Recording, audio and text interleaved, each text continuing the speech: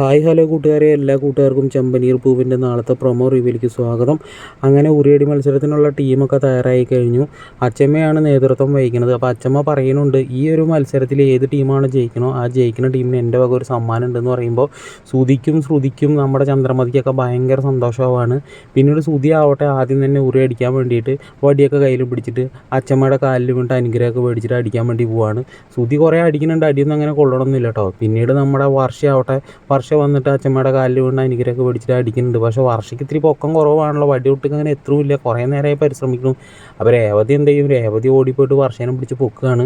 അപ്പോൾ വർഷ അടിക്കാൻ നോക്കണത് നമ്മുടെ സച്ചി കണ്ടുകൊണ്ടിരിക്കുകയാണ്. സച്ചി ഓടിപ്പോയിട്ട് രേവതി എടുത്ത് ദേഷ്യപ്പെടണം, ഇത് എന്ത് പരിപാടിയാണ് നീ കാണിക്കണത്, എവിടെയെങ്കിലും ഉള്ള പരിപാടിയാണോ, നീ എന്തിനാണ് വർഷേനെ പിടിച്ച് പൊക്കാൻ നിൽക്കണത്, അതൊന്നും ശരിയല്ല, നീ പൊക്കിയിട്ട് അങ്ങനെ വർഷം അടിക്കുന്നു വേണ്ട, നിനക്ക് കുറച്ചിങ്ങനെ നാണുണ്ടോ, നിനക്ക് സ്വയം അടിച്ചുകൂടെ എന്നൊക്കെ പറഞ്ഞിട്ട് വർഷേനെ കളിയാക്കണം കേട്ടോ സച്ചി.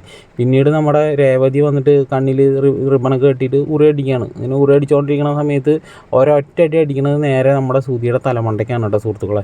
അപ്പോൾ ചന്ദ്രമതി ഭയങ്കരമായിട്ട് ദേഷ്യപ്പെടുന്നുണ്ട്, നീ എന്ത് പരിപാടിയാണ് കാണിച്ചത്, നിനക്ക് എന്താ കണ്ണ് കണ്ടുകൂടെ, എൻ്റെ മോൻ്റെ തലയിൽ തന്നെ ആ വടി കൊണ്ട് അടിക്കണമെന്നൊക്കെ പറഞ്ഞ് കുറേ ചീത്ത പറയുന്നുണ്ട്. പിന്നീട് കാണിക്കുന്നത് സച്ചിൻ രേവതിയും ഇങ്ങനെ പുറത്ത് കട്ടിലൊക്കെ ഇട്ടിട്ട് അവിടെ ഇങ്ങനെ സങ്കടപ്പെട്ടിരിക്കുകയാണ്. സച്ചി ഇങ്ങനെ ആശ്വസിപ്പിച്ചിട്ട് പോണ സമയത്ത് രേവതി സച്ചിയുടെ കയ്യിൽ കയറി പിടിക്കുകയാണ്.